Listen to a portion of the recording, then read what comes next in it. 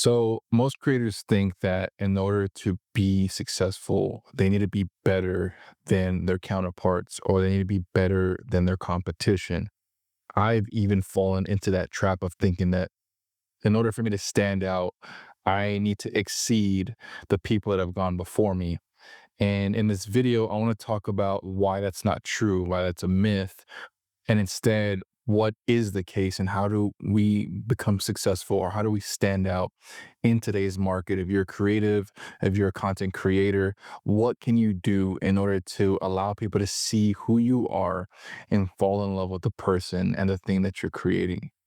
The other day, I was on a call and I've recently hired a coach to help me just dial in my messaging to help me build a business based on the audience that I've built online. And one of the things that he told me really stuck out to me. It was a quote that actually somebody else told him, which is funny.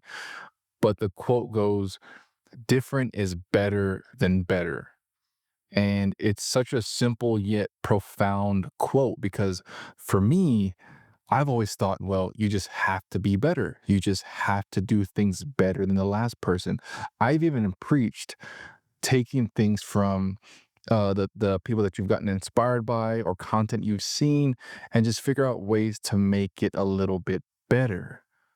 But for me, when I heard that quote, it all started to click for me because it started to make me think about the brands right now that are successful, the artists that are successful, even the content creators that are successful. And it really boils down to this quote. It's not because they're better. There may be areas that they're better in, but it's because they're different. The things and the way that they do certain things are just different. One brand that really stuck out to me when I heard this quote was Liquid Death. You may have heard of it, you may have consumed it before, but Liquid Death is a water company. It's a brand that sells water, but it's the way that they sell water that has allowed them to be able to enter the market, which is very saturated. There are so many water brands out there that they've been able to find a small sliver in an oversaturated market and have allowed themselves to stand out in a way that other water brands have not been able to do. When you think of your traditional water bottle, you think of a clear plastic bottle with some sort of branding. If it's a premium brand, maybe the water bottle's more square or looks different. But with Liquid Death's case, they knew that in order to be in this type of market, they had to find a way to stand out. So what did they do? They went the complete opposite of what the other water brands were doing. Instead of a clear water bottle, they said, we're going to do an aluminum can, which is completely different. So you don't even see what's inside of the thing that you're consuming. And instead of just a normal soda looking can, they did what we would call a tall boy or a bigger size can. So it almost resembled a beer essentially. And I think when they first launched, people even thought that it was a beer brand, but it was actually a water company. It was edgy. The branding was very youthful and young adult vibe. And when you look at it, just surface level on the outside, you would have never thought this is a water brand. But Liquid Death knew that, and they knew in order to stand out, they had to do something different. So if you look at it just face value, it's not better. The water doesn't taste better. It's water. How much better can water get? I mean, for me, I'm just like I can go get the cheapest water bottle I can see on the shelf. But for Liquid Death, they said, you know what?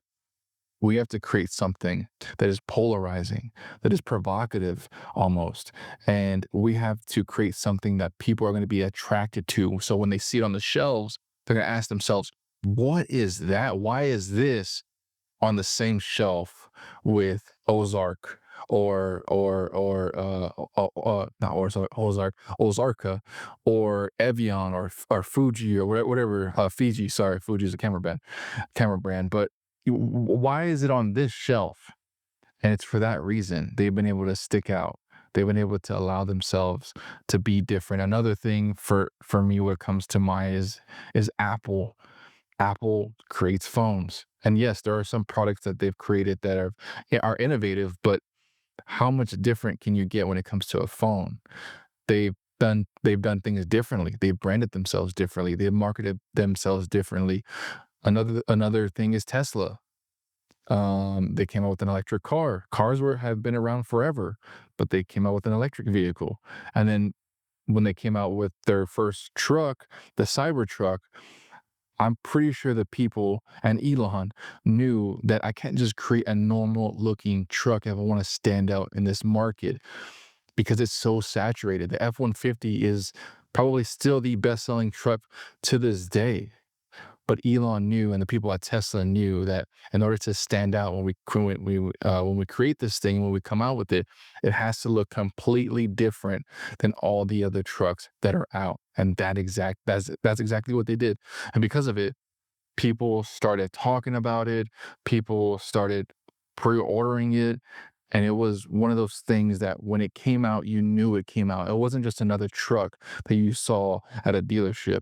It was something that created headlines. People were circulating and talking about it on social media, and it was this big thing. I remember when it first came out, there was people that loved it, there was people that hated it. But at the end of the day, people were talking about it. And that's exactly what we want to do as creators, as creatives, as people who make content or are trying to build our personal brand online. We have to look at the landscape of things, the people that we look up to, and instead of trying to be better than them or trying to be better than the people that we follow, instead, we have to ask ourselves, how can we do things differently? How can we talk about said topic in a way that is going to captivate people, but allow them to see me as a person and show something different? Maybe your perspective is different. Maybe it's contrary to what people would normally think, or maybe the way that you present it is different. Maybe the way you dress is different. Maybe your the way you just enunciate things is different. I don't know. There are so many ways that you can take what's already being said and the information that's being out there that's quote unquote saturated, and you can do things in a way that is completely different. And the beauty of humans is we're already different. We're one of a kind. There's nobody like you. There's nobody like me. There's no carbon copy of who I am. So just you being you is already a starting point that is allowing you to be different. But I just wanted to make this video to let you know that when it comes to creating content, when it comes to putting yourself out there and being creative, instead of asking yourself, how can I be better than the next guy? How can I design this thing better, create this video better? Really different is better than better. I mean, look at Liquid Death. They've been able to stand out in a market that otherwise wouldn't have been able to, but because they positioned themselves in a way that was out of the norm, right? Out of the box. Now people to this day are drinking Liquid Death, and you're probably going to go to the store and see it and remember because they've been able to do something that's different. So just want to challenge you with this video, encourage you, and know that things you're doing today, just observe and say, and ask yourself, how can I do them different? How can I position myself in a way that's different than what other people are doing?